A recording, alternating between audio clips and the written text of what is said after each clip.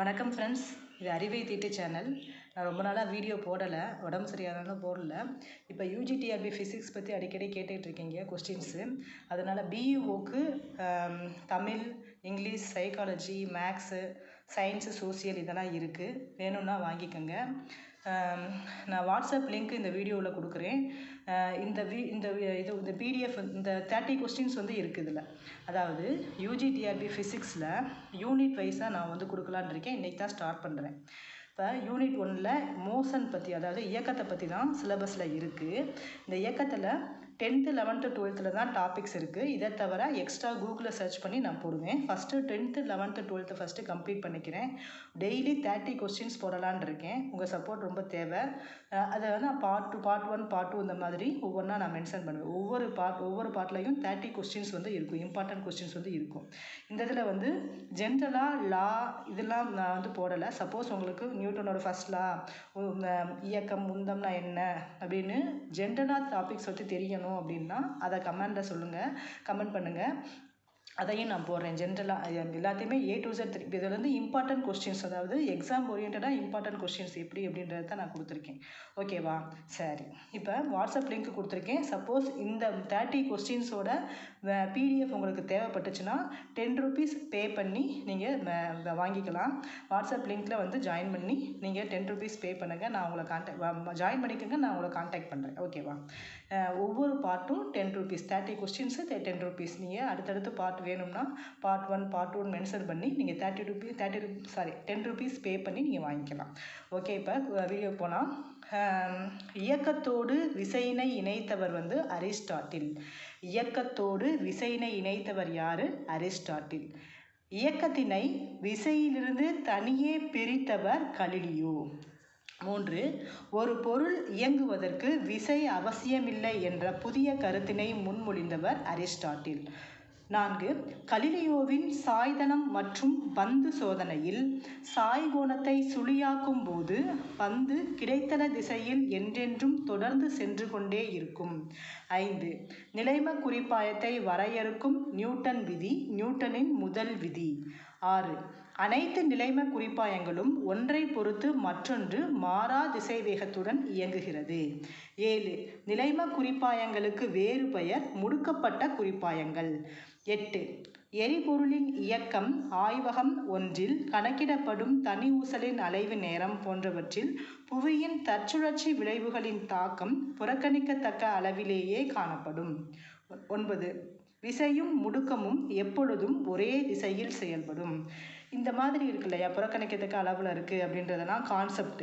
இதை ஒரு எக்ஸாம்பிளாக நம்ம கொடுத்து எரிபொருளோட இயக்கம் ஆய்வு இந்த மாதிரி எக்ஸாம்பிள், இதை தொடர்பான ஒரு எக்ஸாம்பிள் கொடுத்து இதோட தாக்கம் எப்படி இருக்கும், இதோட தற்சுழற்சியோட விளைவு எப்படி இருக்கும் அப்படின்னு சொல்லி கொஸ்டின் கேட்பாங்க. கொஸ்டின்ஸ் எப்பயுமே நம்ம யூஜிடிஆர்பியை பொறுத்தளவுக்கு டைரெக்டாக கேட்க மாட்டாங்க. இந்த ஃபார்முலா இதெல்லாம் யூஸ் பண்ணி ஒரு எக்ஸாம்பிள் கொடுத்து கேட்பாங்க. அதனால தான் இந்த கான்செப்ட்லாம் முக்கியமானது. கான்செப்டை நல்லா தரோவாக படித்தா தான் நம்ம வந்து அதில் வந்து இம்பார்ட்டன்ட் பண்ண முடியும். வெறுமனே இதை மட்டும் மொட்டை மனப்பாடம் பண்ணி நம்ம பண்ண முடியாது. கான்செப்ட் வைஸாக நம்ம படிக்கணும். 10. பொருளை மாறாத திசை வேகத்தில் செலுத்த அதன் மீது நிகர விசை செயல்படுத்தப்பட வேண்டும் என கூறியவர் அரிஸ்டாட்டில். இந்த அண்டர்லைன் பண்ணுறதுலையும் கொஸ்டின்ஸ் இருக்கலாம், அரிஸ்டாட்டிலும் கொஸ்டின் இருக்கலாம். அதனால தான் ரெண்டுமே நான் போட்டிருக்கேன்.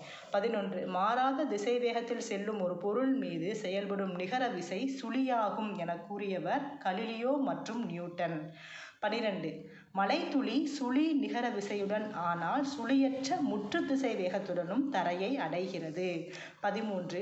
நியூட்டனின் இரண்டாம் விதி காரணம் மற்றும் விளைவு வகையை சார்ந்தது. விசை ஒரு காரணம் எனில் முடுக்கம் அதற்கான விளைவு ஆகும். 14. ஒரே அளவான விசைக்கு கனமான பொருள் அடையும் முடுக்கம் குறைவாகவும் லேசான பொருள் அடையும் முடுக்கம் அதிகமாகவும் இருக்கும். 15. மாங்காய் காம்பின் இழுவிசை. இது வந்து கணக்கு எக்ஸாம்பிளுக்கு நான் இந்த ஃபார்முலாவை சப்ஸ்டியூட் பண்ணி இதே டைரெக்டாக கேட்டாலும் உங்களுக்கு எழுத தெரியறதுக்காக சொல்லியிருக்கேன். மாங்காயோட காம்பின் இழுவிசை வந்து T = mg. இதுதான் ஃபார்முலா, இழுவிசைக்குரிய நார்மலாக இருக்க ஃபார்முலா. இதில் மாங்காயின் நிறை வந்து m = 400 கிராம் அப்படின்னம்னா g வந்து 9.8 m/s² நம்மளுக்கு தெரியும்.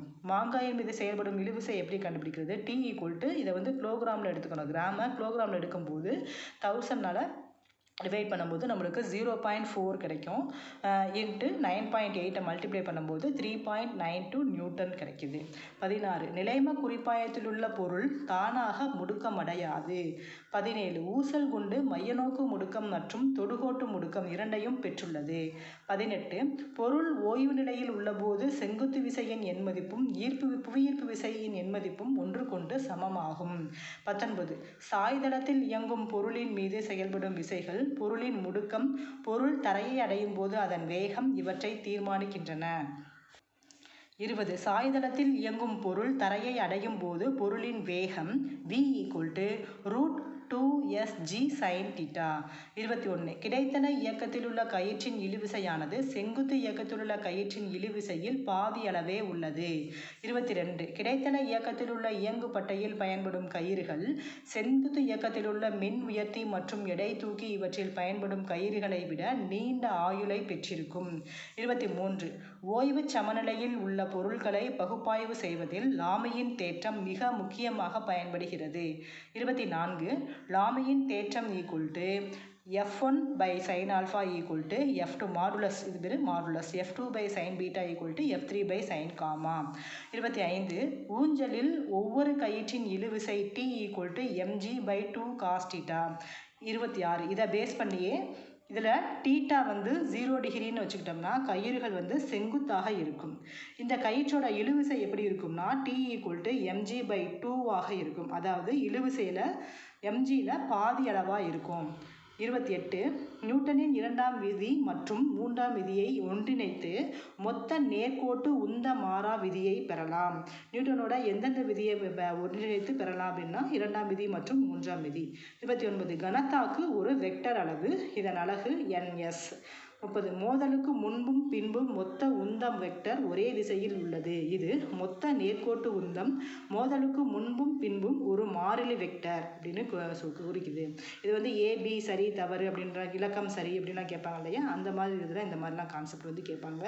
ஓகே, இந்த திரும்பவும் சொல்கிறேன், இது பார்ட் 1. இதோட PDF வேணும்னா வாட்ஸ்அப் லிங்க் இந்த வீடியோ கீழே டிஸ்கிரிப்ஷனில் வாட்ஸ்அப் லிங்க் இருக்கும். அதில் ஜாயின் பண்ணிங்கன்னா 10 rupees பே பண்ணி இந்த PDF வாங்கிக்கலாம். இந்த பார்ட் 1ஓட PDF வாங்கிக்கலாம். தேங்க்யூ.